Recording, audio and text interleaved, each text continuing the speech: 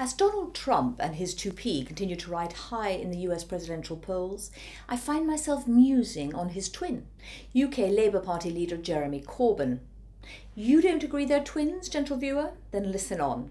They are mirror images of each other on the political spectrum, one on the right, one on the left.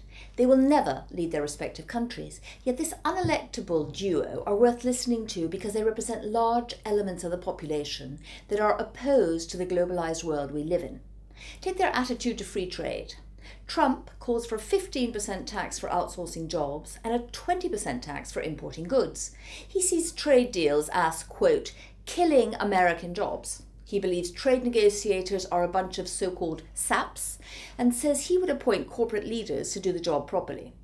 In a similar fashion, Jeremy Corbyn warns that TTIP, the prospective trade deal between the European Union and the US, is nothing but kowtowing to so-called greedy bankers and multinationals. Take their age. Trump, 69 years old, Corbyn, 66. They both hanker for a world that doesn't exist anymore. And it didn't ever really exist. For Corbyn, social justice can be achieved without companies making profits. The fact that companies provide employment and tax revenues which pay for benefits for the disadvantaged is not something he understands.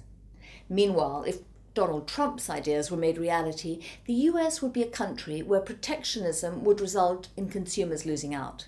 One where individual liberty, which he goes on about, would apply to some but not all, and certainly not to the roughly 11 million illegal immigrants who water Donald Trump's many lawns, serve in his many restaurants, and who he would like to deport en masse. Just as surprising as Trump and Corbyn's similarities are their allies in the anti-globalization movement. Joining them in the Stop the World I Want to Get Off gang are financial regulators on both sides of the Atlantic, regional movements like those in Catalonia and Scotland, and proponents of Brexit, the UK's exit from the UK. Both Trump and Corbyn remind me of the rutting impalas I saw in Zambia this summer.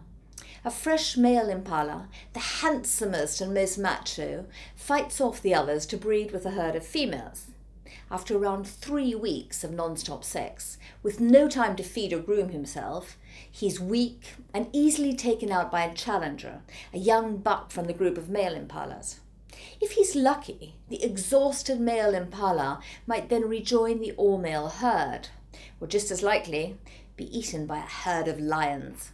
The only question about the future disappearance of fraternal twins Corbyn and Trump is whether they slip back into their old lives or are gobbled up by the forces of globalization. Thank you for viewing.